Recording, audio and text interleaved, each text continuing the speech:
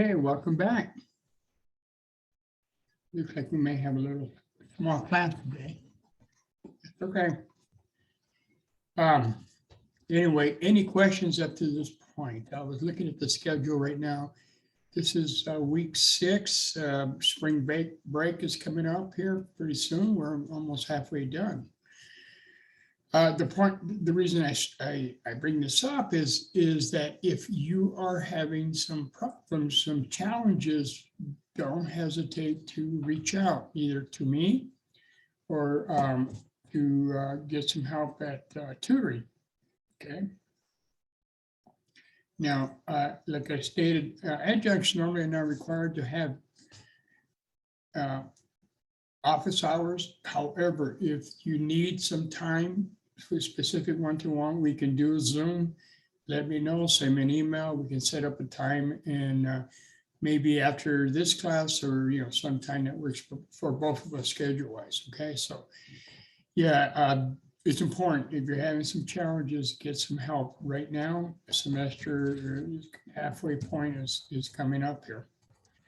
Okay, which exam number 3, if you went ahead and looked at the schedule, will be the Tuesday you come back from spring break. So keep that in mind. All right, any questions, comments, concerns? I've not had a chance to move the there was a request to move the due dates for homeworks to midnight. I haven't done that yet. I will get that done here real soon, a couple of days.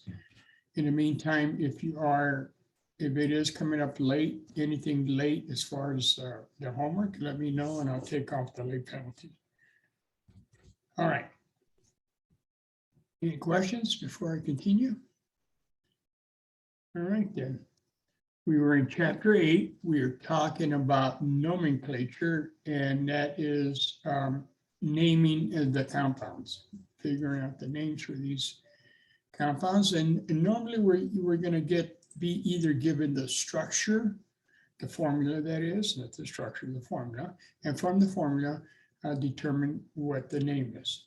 Okay, so we did a few examples in the previous slide. And note here in the names that we see: potassium, bromide, magnesium, calcium, lithium, silver. Notice that we didn't use any Roman numerals.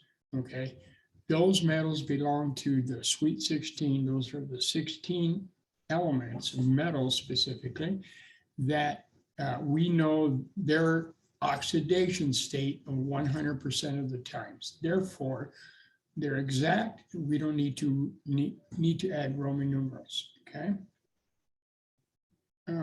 Nope. Like that example with copper 2. That Roman numeral, this is important here, belongs to the metal. Roman numeral 2 in that number 5 there says you're using copper +2 oxidation state. Okay. Has nothing to do with the anion. Okay, so we're at the point where we're going to work with the polyatomic ions. Now, to refresh your memory, where'd it go?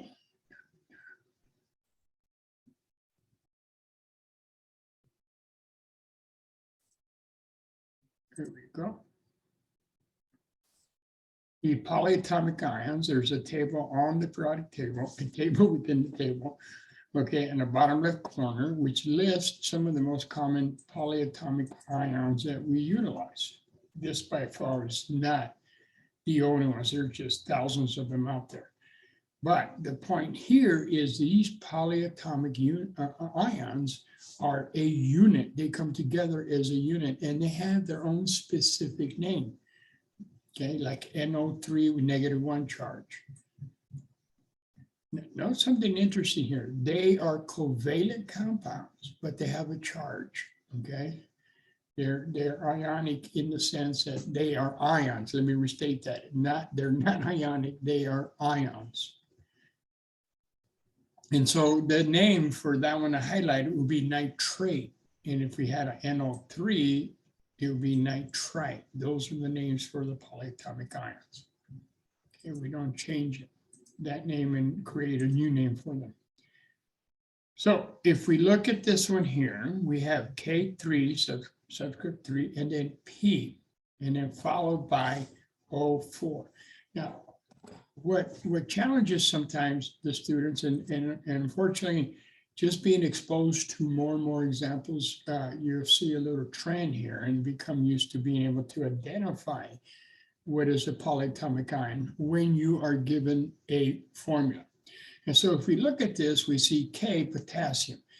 As a general format, as far as writing the formula for specifically ionic compounds, the metal is written first. So potassium is written first. Subscript 3 means we got 3 potassium ions in this whole molecule.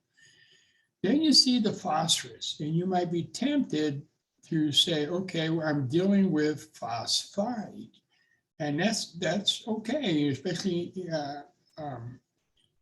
here in the early beginnings of learning the names for these compounds. But the thing to note is once you see that potassium, phosphorus, excuse me, right immediately following that is an oxygen, okay?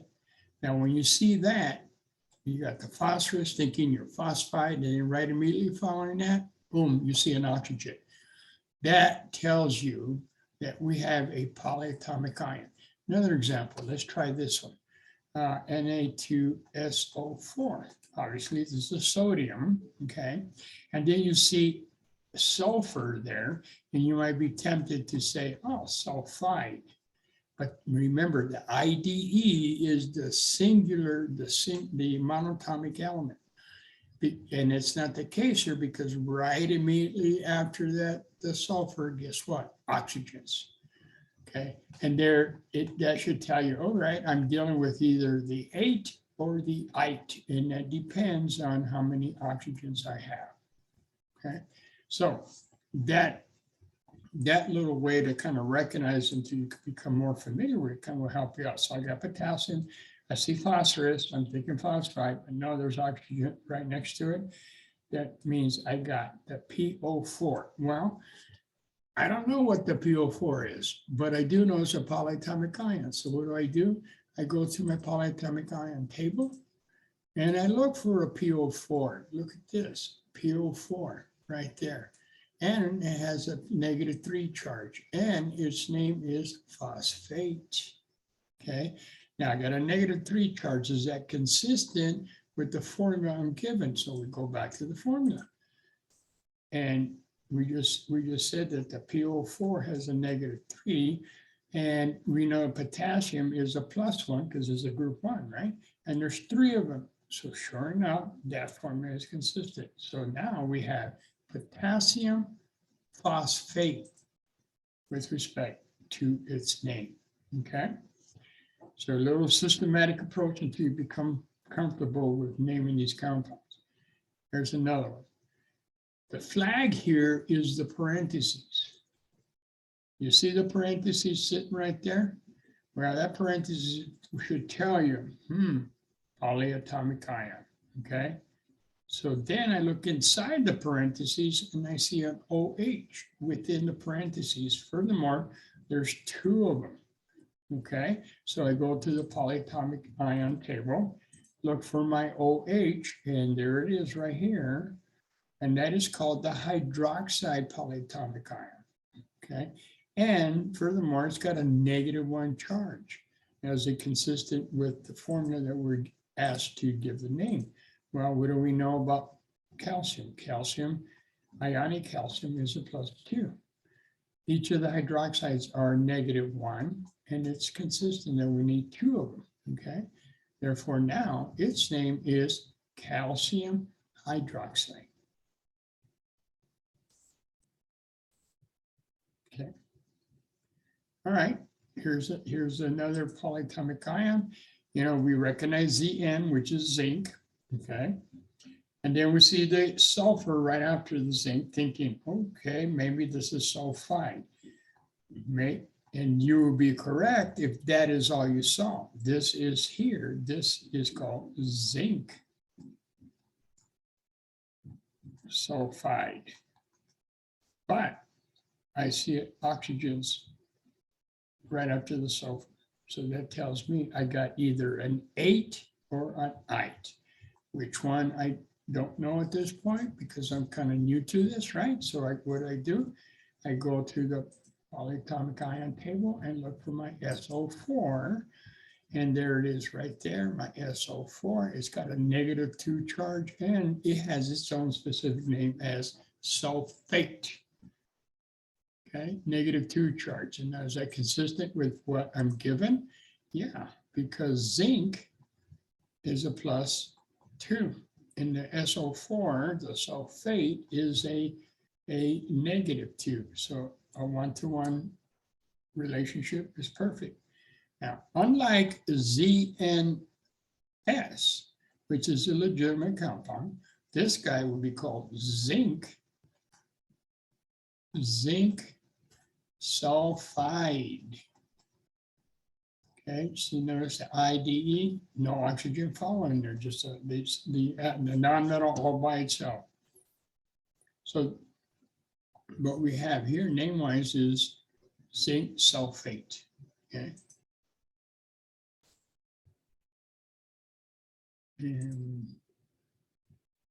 All right, and you again, I can repeat, you can mix and match. You know, I can get potassium and hook it up and combine it with hydroxide, combine it with a sulfate, take the calcium, combine it with the phosphate, combine it with the sulfate, and the same is true for zinc. So you're building up your database with more compounds to make here, okay, to be able to name.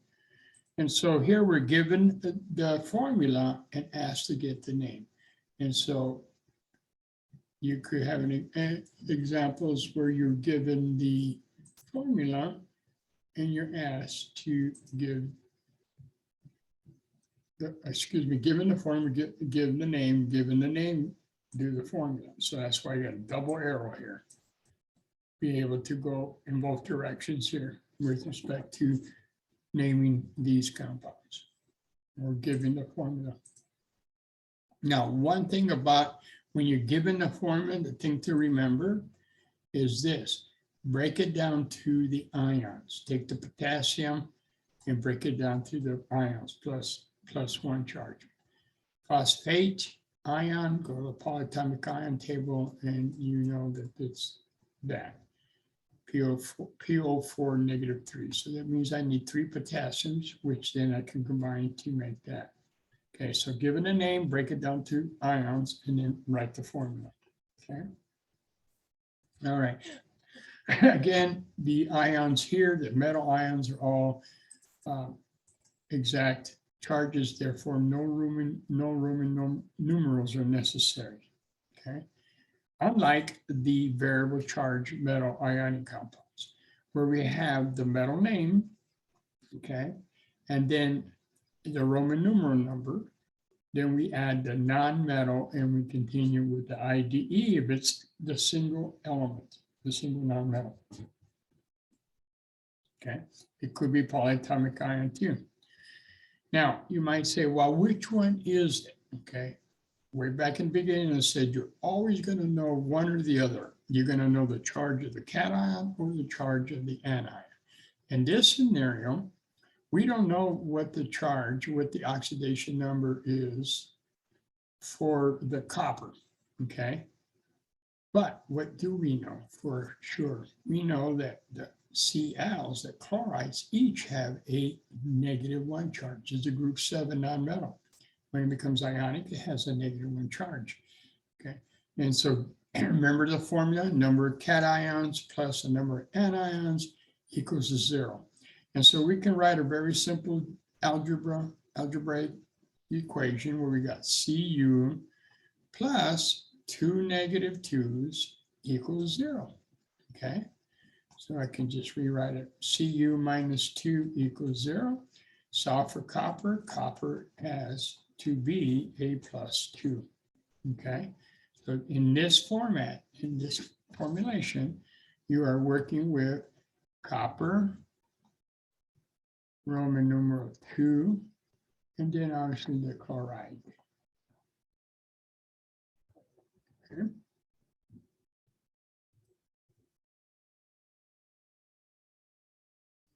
we have right there. All right, let's do this one. Let's break it down. We have lead, okay? So we know that amount. Name-wise, we know lead, okay? We also know O for oxide, and each oxygen has a -2, okay? And there's 2 of them, so we have a total charge of a -4. And so the overall charge of the molecule will be 0. So we got lead minus the -4 for both the oxygens equals 0. Sulfur, lead. Lead in this formulation has to be a +4, which tells you then that you are working with lead, Roman numeral 4, oxide. Okay, see how that works? You're always going to know the anion or the cation charge. In this case, we know just the anion because we're working with metals that have a variable charge. So we're always going to know what the anion is. Okay, and then keep in mind that total cations plus total anions must equal the charge of the full molecule, which in this case is 0. It's neutral. Okay, so its name would be lead, Roman numeral 4 oxide. Okay, nickel, Ni nickel. Well, we have nickel, we don't know its charge, but we do know that the Br minus, the bromides, are -1.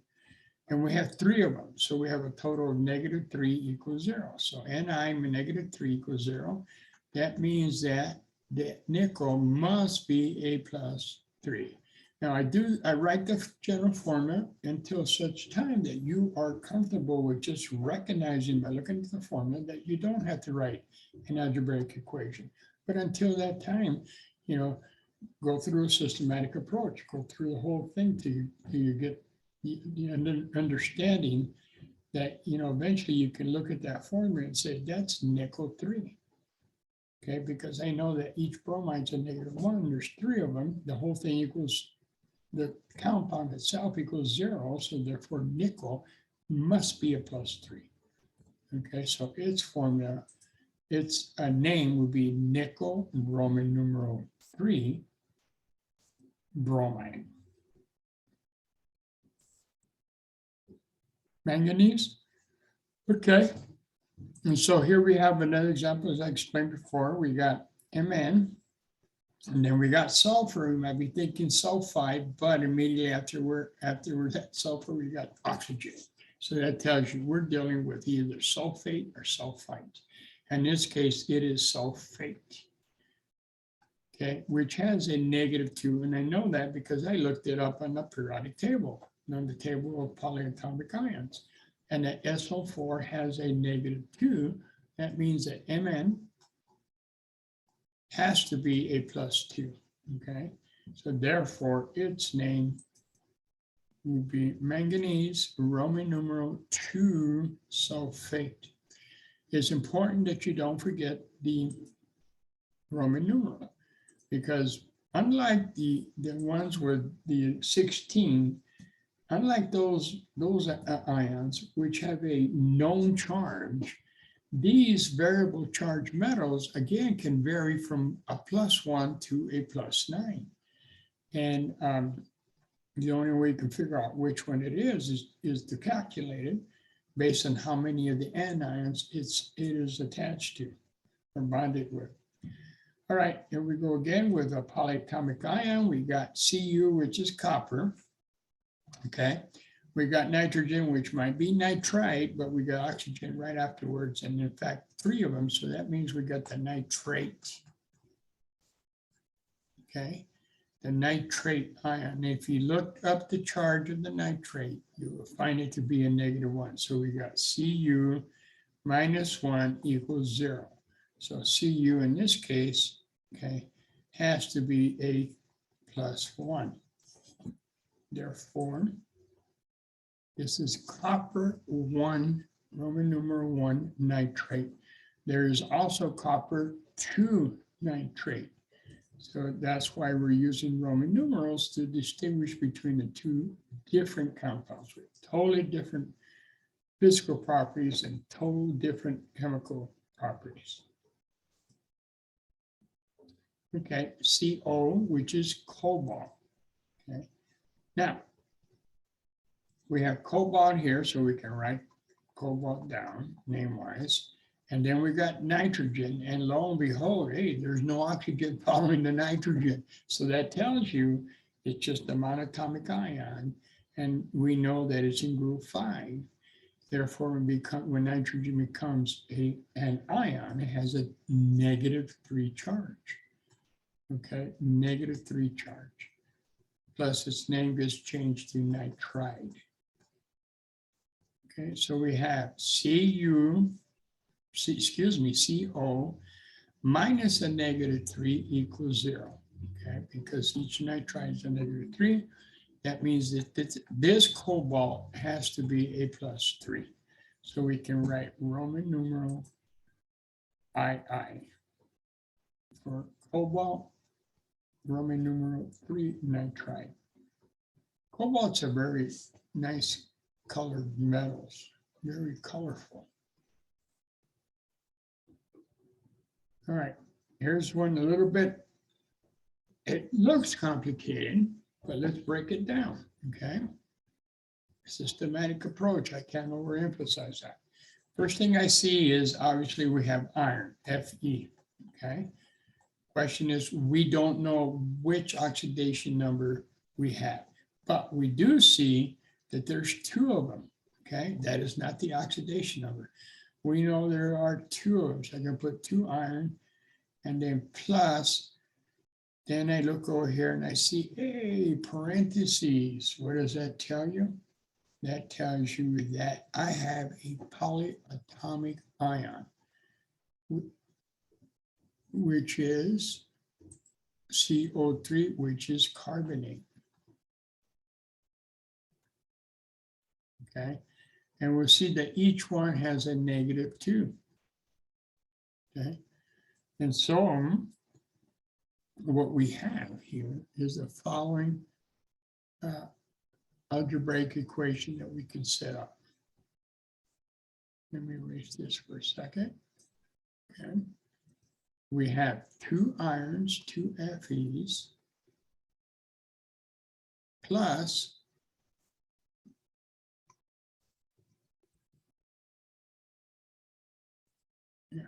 plus 3 carbonates, which each one is a -2, okay? And that is equal to 0, okay? Each carbonate is a -2, and there's 3 of them, okay? And the irons, we don't know what they are, oxidation number, but there's 2 of those. So now I set up this equation where I have 2 iron -6, right? 3 times -2 is -6 equals 0. All right, so now I can solve for iron. 2Fe equals +6. Get some of this out. And I can divide through by 2 to isolate Fe. So now Fe, iron, is equal to a +3. And that doesn't that make sense? Think about it, is that carbonates, all of them, there's 3 of them, and each one is a -2. So isn't that gives me a total -6 for the ions, for the all the anions? Of course, -6, which means that the total irons must equal to a +6. But keep it in mind that I got 2 of them. So each one must be a +3, okay? Each one must be a +3 because 3 times 2 gives me a +6, which then counters the -6 from the carbonate. Okay, so our formula is iron, Roman numeral 3, carbonate, okay? Now, at a glance, until you're comfortable with what I just explained, you can also look at this at a glance And guess what? Look at that. The subscript of the anion is the oxidation state of the metal. Okay, so you at a glance look at it and say, yeah, that's iron 3. Okay, but if you don't see it, go through it systematically like I just did until you're more comfortable with recognizing what I just talked about. Okay. All right, so give the name and the formula. So here we have strontium, and we have to dig it up on the periodic table and find out that, hey, it is in group 2. Okay. So that means that I am combining SR plus 2. Okay. And then each hydroxide is a -1. I get that information from the polyatomic ion table. So that means I need 2 of them. So our formula would be SR parentheses subscript 2, okay? Because the polyatomic ion, if I need more than 1, I put parentheses and then use a subscript to tell me how many of those I have. Okay. Next one, we have AU, which is gold. Gold is not part of the 16, so we need to figure out which gold are we talking about.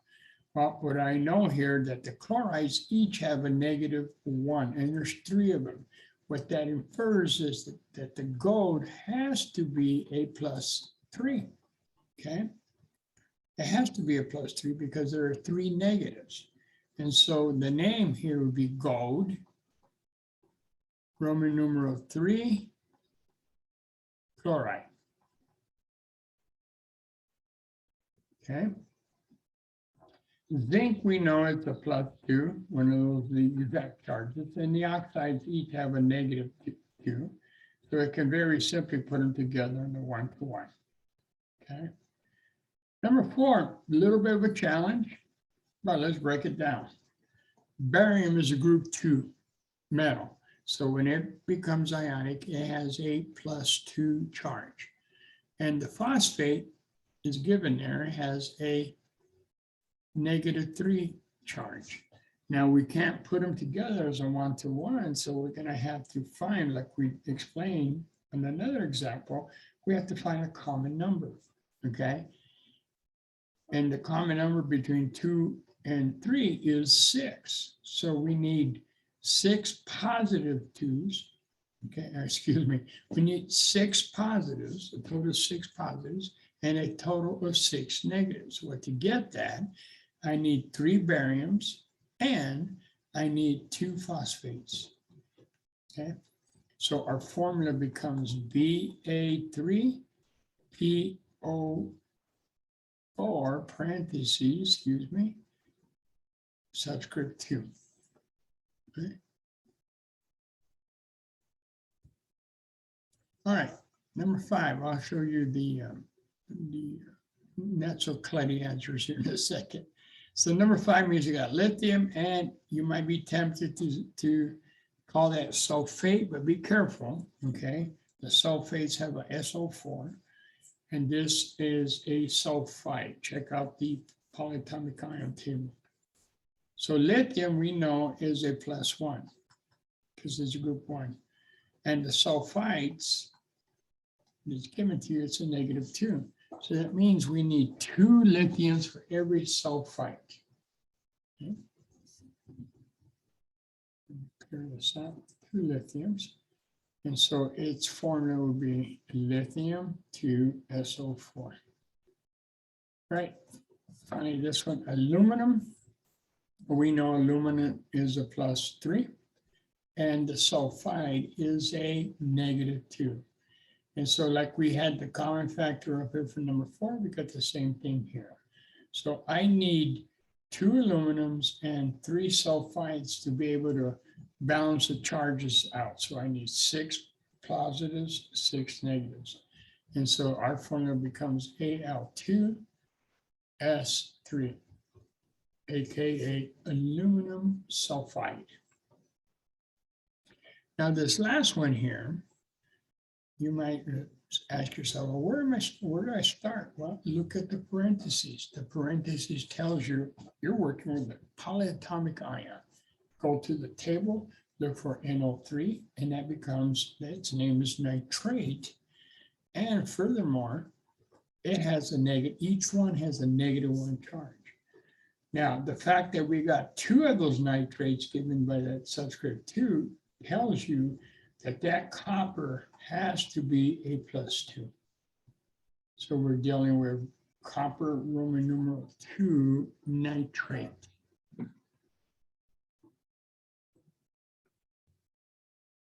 Okay, and there you go right there. Any questions so far?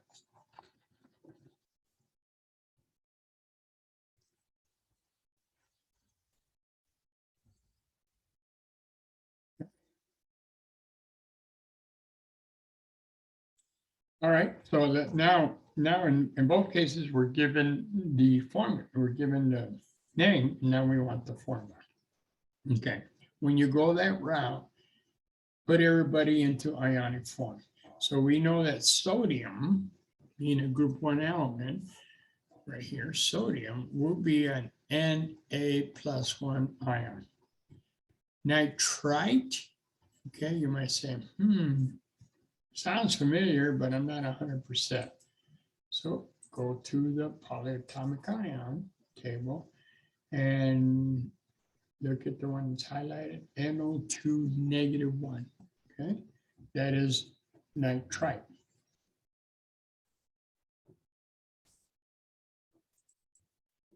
And so we have Na+1 and NO2 -1. Okay, so simply I can just put them together 1 to 1. We're good there. Right? Let's look at the second one. That Roman numeral belongs to the nickel. So that tells you you are working with +3 nickel. Okay, oxide always -2. So now you have a dissimilar charges, and you look for common ground, common charge. Again, 6 here most of the time is the most common charge.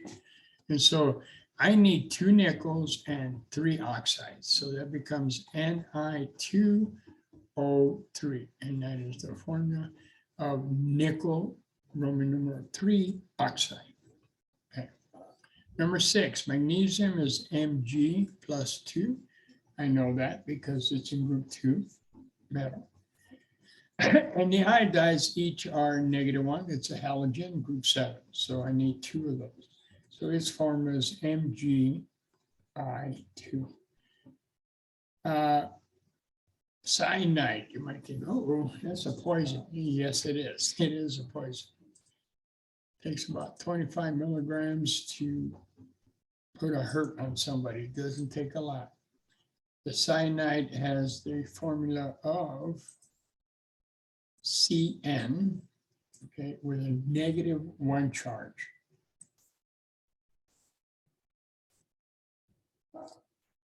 And so I can very quickly write aluminum.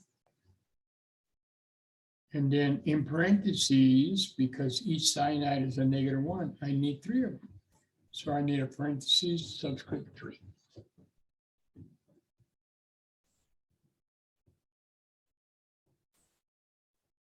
Okay, any questions so far?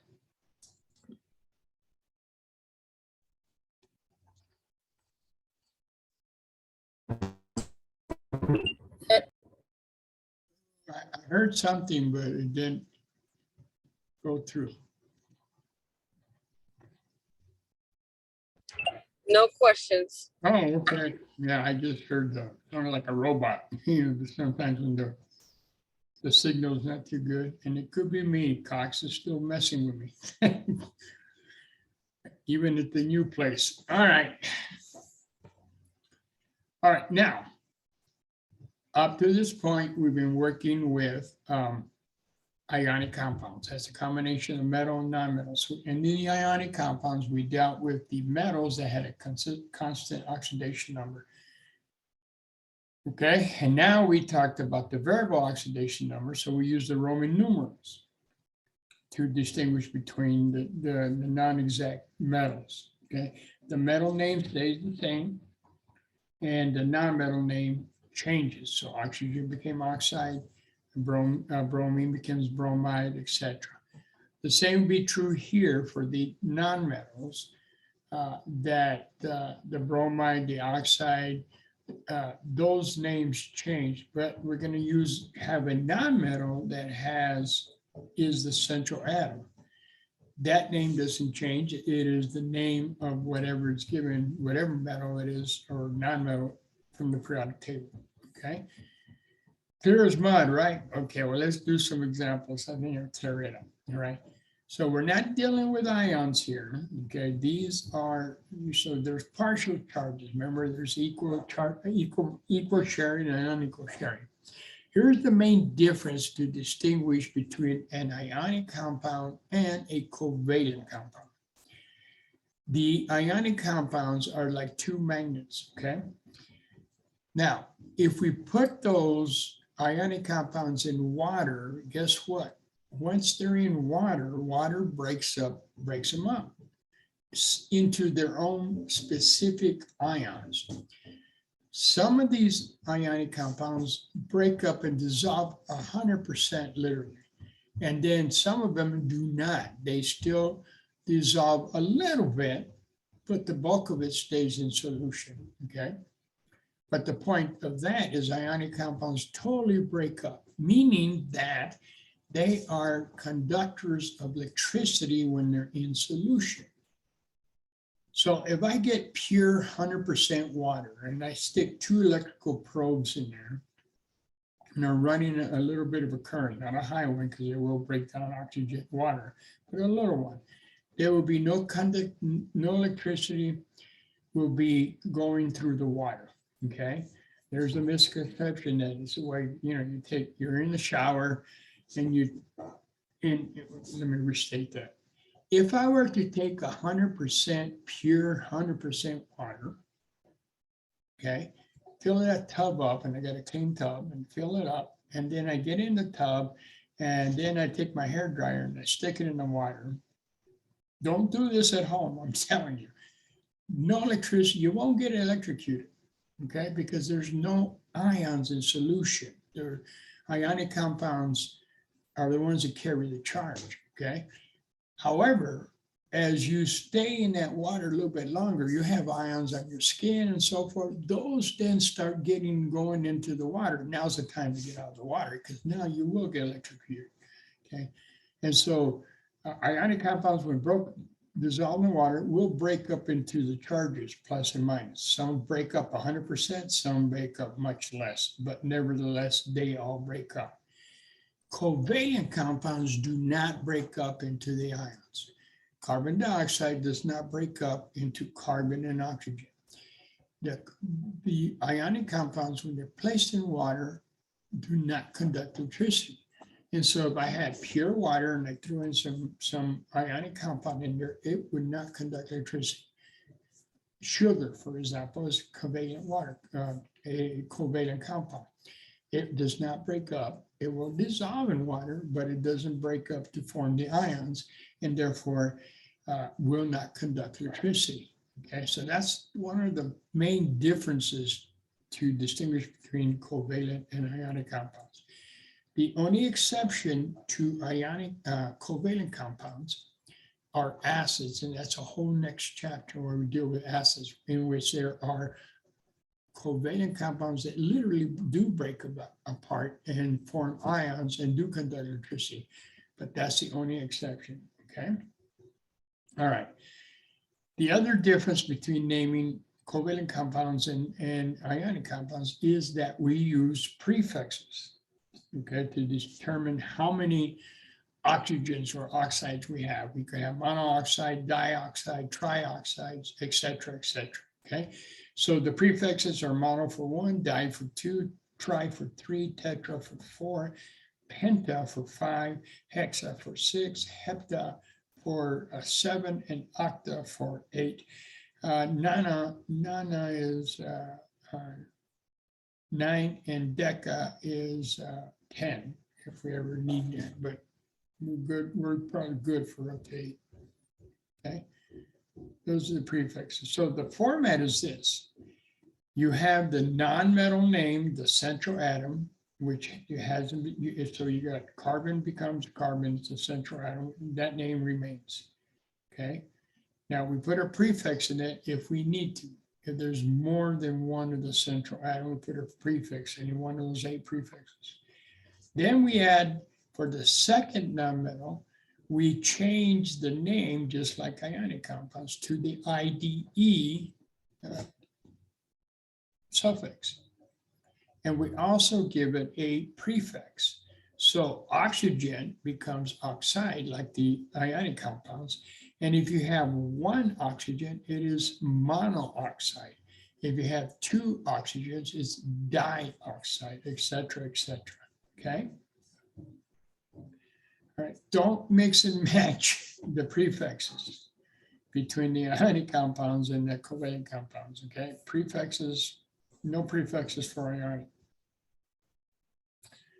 Don't use a mono for the first. If it's the first atom all by itself, it's understood to be 1, so you don't use the mono.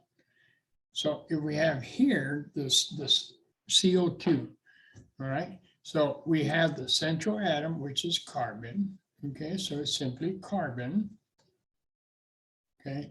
And then bonded to the central atom are oxygens that we change the name to oxide. So the parent name is given right here, carbon oxide, okay? Now we go back and check for prefixes, and we got 2 oxides, so here we use di. So this one is carbon dioxide, okay? If it were CO, then it would be carbon monoxide. Now, the word about, if it's a mono, you're supposed to combine mono and oxide. Here's the deal from the English perspective. I have a vowel here, O, and I have a vowel here. When you got 2 vowels coming together, you're supposed to drop one. Okay, so that's why it's spelled like that. Okay, a good example, if we use, let's say, pentaoxide, we got the prefix penta, and we're going to add the oxide. Well, in this scenario, we have a vowel O and a vowel A. So in this case, we drop the A and combine it to pentoxide. But only when you have the coming together of 2 vowels. If you inadvertently forget to do that, I'm not gonna, crucify you for that, not at all. Just let me know if you get it wrong in Canvas, because Canvas does account for that. So we got carbon dioxide. All right, let's take this one. We just talked about that. We got carbon is a central atom, oxygen is oxide. There's only one we have to add, the monoxide. Okay. It would be incorrect to say carbon oxide based on the format that it must follow. Because technically CO2 is also carbon oxide, but we have to be specific with the numbers of oxide. So that becomes carbon monoxide. All right, now you got this one here. The first element is 99% of the time will be the central element. So phosphorus is 2 of them are the central atom, and then the oxygens are bonded around in some means. We don't care how, but that's what this is telling you. So my suggestion is this: write the parent name, the base name first. So it's phosphorus, and then oxygen again, oxide.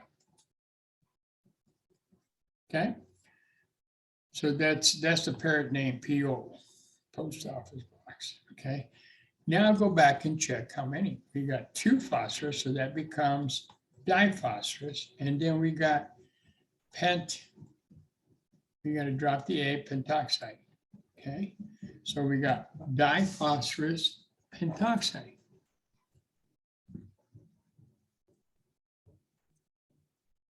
Okay. Just to rehash again, you got to one that looks complicated, don't get too excited. Break it down stepwise. Do the parent name first, the base name, which is phosphorus oxide, and then go back and add the prefixes. Look, right there's an example where it'd be incorrect from an English perspective, English format. I got an A and an A. Oh, I got to drop one of the vowels. So it should be, the A should be dropped there. All right, we got phosphorus, and then we got F, which is fluoride, and there's 3 of them. So it's phosphorus, trifluoride. Okay. All right. Now, some halogens can be the central atom, okay, the bigger ones. So iodine, okay, notice the names, it's the central atom is written first. So it doesn't change to iodide, it stays its parent name, which is iodine, because it's the central atom. When it's not the central atom, we make the IDE. When it is the central atom, we're talking about the nonmetals. You keep the name of whatever the name is for that element. Here it's iodine. Okay. So it's iodine, and the fluorides are bonded to the central atom. So yes, we, in this scenario, their name is changed like the ionic compounds to fluoride. Okay. And now we count the number of each. 1 iodine and heptafluoride. Heptafluoride. Notice the A remains because F is not a vowel.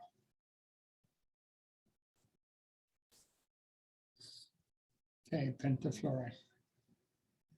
All right, given the name, right, given the formula, write the name and vice versa. Okay, so here we have, anybody want to give a try on this one? We got, break it down to the parent name first. Bromine, the 3 bromines of the central atom, okay? And the oxygens are again distributed around the central atoms in this case, because there's 3 of them. Anybody want to try this one?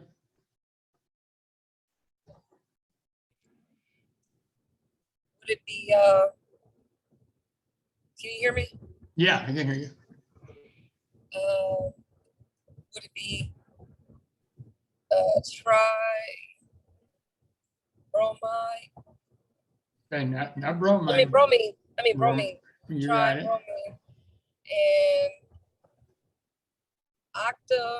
Bromine and No, yeah, oxide. you got it. Octa-BNA. And just octoxide, because there's a vowel. So if you leave the A, fine. I'm not going to make a big deal out of it, but technically we're going to drop the A because I got 2 vowels, A and O together. Okay. Yeah. So that is correct. And that would be the name. Okay. In this case, the A wasn't dropped in the slide, but some people are sticklers about that, especially if you say English teacher. Yes. All right. So now let's try a different one. So here we have same process, and my suggestion is this, is first break it down to the parent name, because I know I got a phosphorus and I got sulfide. So I can very quickly write down phosphorus. Central atom is phosphorus, so it remains phosphorus name-wise. Okay, if it was not the central atom, it would be phosphide. Okay, so the thing about nonmetals, they can be nonmetals, some of them can be both the central atom or the whatever's bonded to the central atom. When they are the central atom, their name remains of what it is, like the bromine is in this case is bromine and not bromide. So phosphorus, and then the sulfur, now that does change just like in the ionic compounds. We make that IDE, sulfide. So the base name is phosphorus sulfide. Now we do the prefixes, and there are 4 phosphorus, so there'd be tetraphosphorus, okay, and 7 sulfides, so it'd be heptasulfide. Notice we didn't drop the A's because the P and the S are net vowels. Okay, so tetraphosphorus heptasulfite.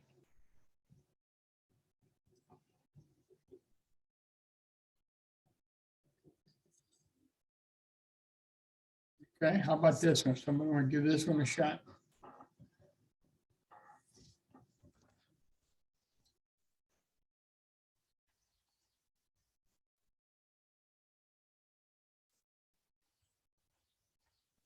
It's gonna be me again. If you want to take it, go for it. Sulfur trioxide. You got it. Sulfur trioxide. A real nasty smelling exhaust coming out of a lot of engines. Sulfur trioxide, which then eventually goes up to the atmosphere and creates an acid. And then we get acid rain. Okay, now you're given the name and you want to write the formula. So you just reverse the process. Like I said, going the way we were doing, you write the base name and then do the prefixes. Well, here's the opposite. Write the base formula and then throw in the suffix, the number, if there are any, okay? And so here we have iodine, which we know is simply I. And then we got fluoride, okay? The IDE says that the iodine is the central atom and the fluoride is bonded to the central atom. So that's the basic, the base formula, IF. And then we go back and check the prefixes. You know, we got 6 fluoride, so now we superscript are 6. And hence the formula is IF superscript 6. Okay. Here, similar scenario. Okay, chlorine is the central atom because it's written first, and then we got the oxide, oxygen. And so we got Cl, okay, and then oxygen. That's our base formula. And now we want to know, throw in the subscripts. The di tells us we got 2 of those, and the penta means we got 5 of these. Okay. And its formula will be given as follows. Okay. How about this one? What would be the name here?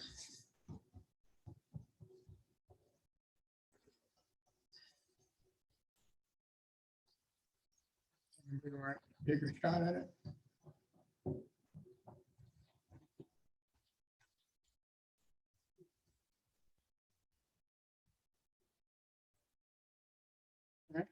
All right, well, again, we write the base name, phosphorus.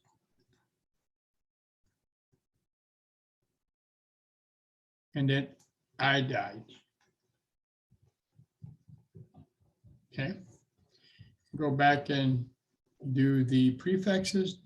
We got 2 phosphoruses, diphosphorus, and then tetraidide. It's a tongue twister.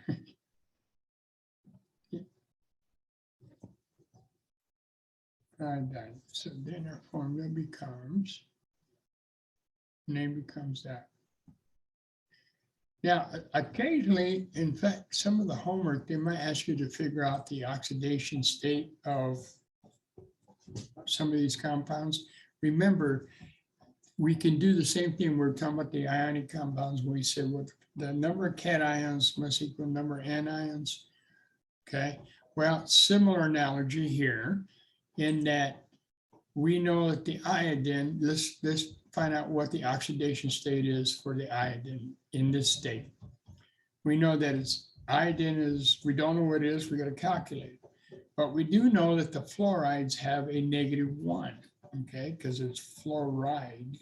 It's a -1, and there's 6 of them.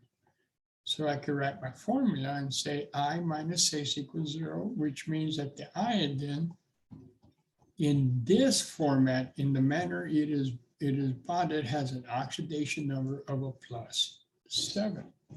Okay. Let's do the same thing for the chloride pentoxide.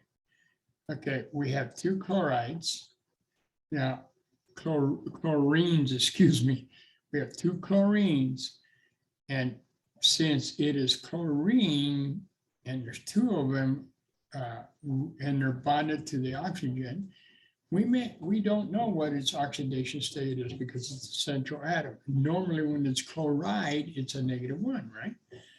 Now, we do know that the oxygen, each of them has a -2, and there's 5 of them. So we got -10 equals 0. Okay, so we got 2Cl equal to a +10, and then sulfur chloride, chlorine, means that each chlorine has a +5 oxidation state. Okay, +5 oxidation state. And you could do the same thing with the diphosphorus tetraiodide. I only bring that up because there are, in the homework, there are some examples that they want you to figure out the oxidation state for some crazy looking compounds. Okay, so some reminders about this particular chapter. Prefixes are only for covalent compounds. Okay. Speaking of that, let me back it up for a second. H2O, aka water, right? Its scientific name would be dihydrogen, the way it's written, dihydrogen monoxide. Because it's written by convention with the hydrogen first. Technically, it should be written O and then H2, okay? So that would be oxygen dihydride, but we won't go, we'll leave it alone here. So go do a search on dihydrogen monoxide. You'd be surprised what's out there about how dangerous that chemical is. And it can be, if you're not careful and don't know how to swim, that might be a problem. All right, prefixes only for covalent compounds. And those metals that have a variable charge, we use Roman numerals, okay, to distinguish them, because they can have, copper can be a +1 oxidation state or a +2. Iron could have a +2 or a +3. And so to distinguish between them, we must use Roman numerals. No Roman numerals for the sweet 16, okay? Just straightforward name, sodium chloride, that's it. You will not see it written as sodium Roman numeral 1 chloride. Polyatomic ions don't change their name. Nitrates, nitrites, the hydroxides, etc. That is the name that they utilize, okay? And something for you to try at home and see if you come up with that. All right. First one's barium chloride, then we got nitrogen dioxide, iron 2 phosphate, diiodine tetroxide, silver sulfate, and nickel 3 sulfide. Okay. All right. So don't forget the worksheets and so forth. Congratulations, chapter 8. Any questions?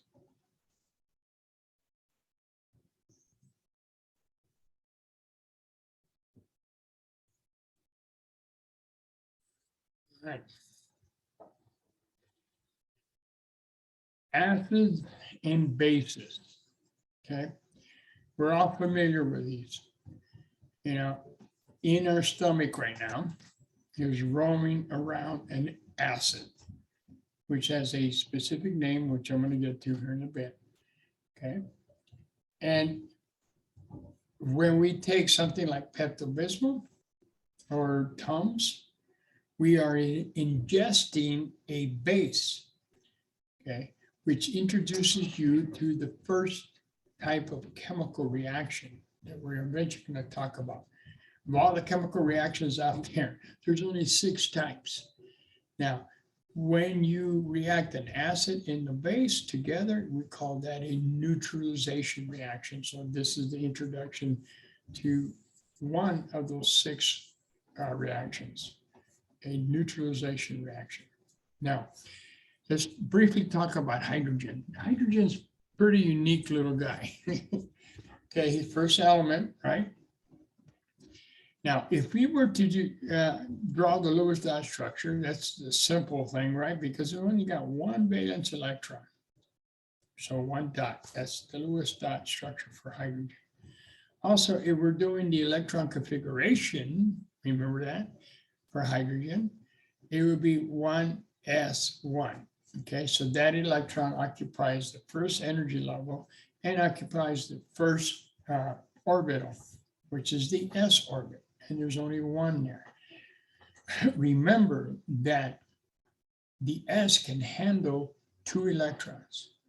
And so that that hydrogen can pick up an electron. This is so unique about hydrogen. That's why and I'll explain why hydrogen is put under group 1, but some periodic tables put hydrogen also under group 7 because it has the capability of picking up an electron to fill up that S2 orbit, okay? And that has its own little name called hydride, when it has a -1 charge, called the hydride. And it picked up 1 electron because there's room in the orbit. And so it acts like the chlorides, the fluorine, the so forth. Those guys pick up 1 electron and become isoelectronic with the normal gas in front of it. Hydrogen picks up an electron, becomes isoelectronic with helium, right? Okay. Now, on the other end of the spectrum is that electron can also be lost, just like all the metals in group 1. And all the metals in group 1 have 1 valence electron, and they can lose that 1 valence electron. And when that happens, they end up with a plus charge, right? Because you lose an electron, the only thing you have is a proton. And now that 1s orbit is empty, okay? This H plus has a name in itself. We call that a proton.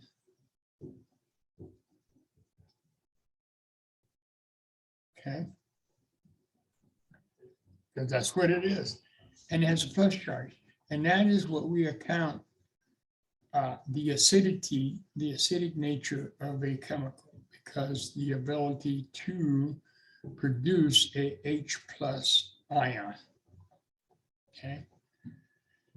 And if you have too much H plus, oh my goodness, and then you're going to take a lot of Maalox and a lot of Tums, get acid reflux. It's a mess. All right. So let's talk about a little bit about acids, okay? Now, these H plus ions are produced by an acid because the hydrogen lost that 1 electron. We call that a proton, as I stated, okay? Anything acidic, I'm sure you well know, is sour tasting. Vinegar, very sour tasting. Lemon, etc., very sour tasting, okay? And corrosive. Extremely corrosive. Protons can cause all kinds of damage to metal, especially if they have very strong, a lot of concentration to make it a strong acid. So eventually we're going to talk about weak acids and strong acids. Okay. Now, one way to distinguish whether you have an acid, and this is just a simple on or off switch, doesn't tell us anything specific, is there is some paper called blue litmus paper. If you dip it in the solution, and if that blue litmus paper changes to a red color, it simply just, all it does is tell you have an acid. Okay, it doesn't tell you anything about the strength or anything about the structure. It says you got an acid. So it changes blue litmus paper to red. Now, On the other end of the spectrum, when it comes to bases, recall that polyatomic ion table. There's one of them, one polyatomic ion had an OH negative charge, okay? That is the hydroxide ion. So anything that when put in water, and by the way, when we're talking about acids and bases, we are talking about aqueous systems, water systems, okay? So any chemical that when ionic chemical, when it's placed into a water solution, it produces OH ions. That is classified as a base, okay? As a base. A good example of a base at home, if you have some, is liquid plumber. Classic example that has specifically sodium hydroxide, very strong. And if you ever get any on your finger and it feels slimy, the liquid plumber, it's not the chemical. Be careful, wash your hands immediately. Hydroxides tend to denature protein, which your skin is made up of, and start to break it down. So it's not the chemical. And in fact, a lot of treatments, facial treatments, for those of you out there interested in that, they use an alkaline solution. The idea is very weak, not strong, to remove a layer of tissue, to generate more tissue and, remove wrinkles and so forth. I don't know, but it's an alkaline solution. Now, I wouldn't recommend it, but if you didn't, it is very bitter and very kind of chalky flavor. Okay, texture, I should say. Feels slippery, I should say, and soapy, simply because it is breaking down your tissue. Now, we have two types of litmus paper, blue or red. The red litmus paper, if you have a base in solution, will go from a red color to a blue color. Okay. All right. Now, the thing about acids and bases is that when they dissociate, they produce a proton. All right. Here's a definition for you. It's called the Arrhenius acid and the Arrhenius base definition, which says as follows, that if I take hydrochloric acid, HCl, and I put it in a water solution, so I put on top of the arrow just water, okay, this molecule will break apart. This is the only example of a covalent compound that when placed in solution will separate completely, okay? Separate in that, here we got, this represents HCl, I got the hydrogen and the chloride, and I put it in water and they totally separate, just like the ionic compounds. I got the ionic, the plus and the negative, put it in water, and they break apart, dissociate. Some break apart 100%, some break apart much less, okay? Other covalent compounds, when they go in water, they do not dissociate, they do not break apart. All right, so when you put this acid in water solution, you produce the ions, the respective ions of the proton and the chloride, okay? All right, that is by definition, is any chemical that produces a proton is defined as a Arrhenius acid.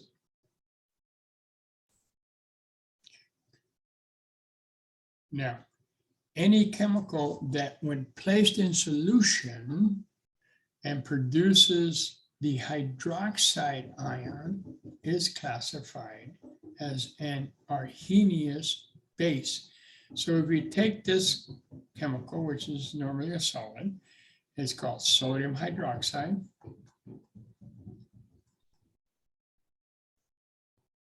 Okay, white crystalline material. Sorry, my handwriting went crazy there. Sodium hydroxide. Dissolve it in water, it breaks apart. We produce sodium ions and the hydroxide ions, okay? And that becomes, is classified as a Arrhenius base.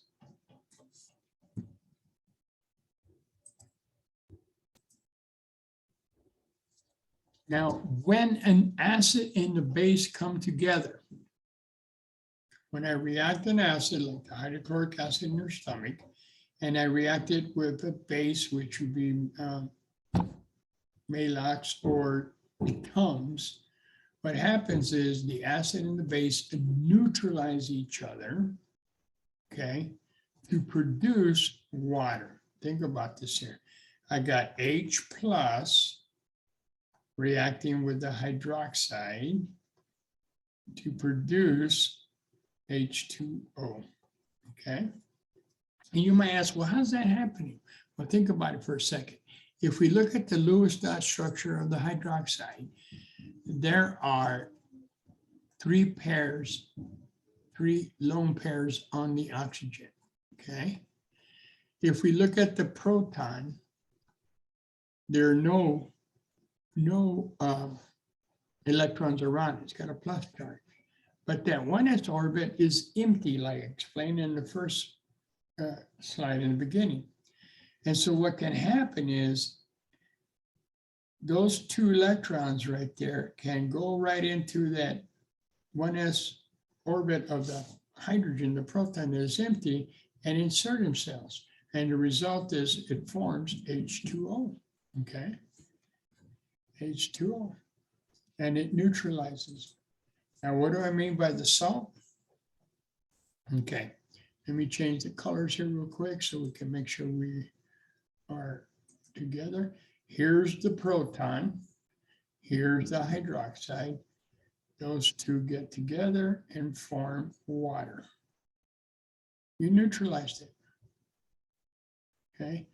What is left is the salt, the sodium and the chloride, and that forms sodium chloride. Now we call it a salt, but keep in mind, in chemistry, there are a variety of salts. Normally when a non-chemist says salt, you think of sodium chloride, but a salt is a combination of a metal and a non-metal. Could be sodium chloride, could be potassium chloride, it could be potassium hydroxide. It's still, it could be a salt, it could be anything. It's an anionic compound, okay? All right.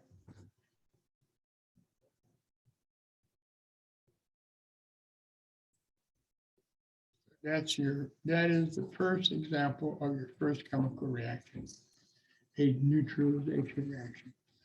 All right, with that in mind, I think I will stop it here. And we're going to go to slide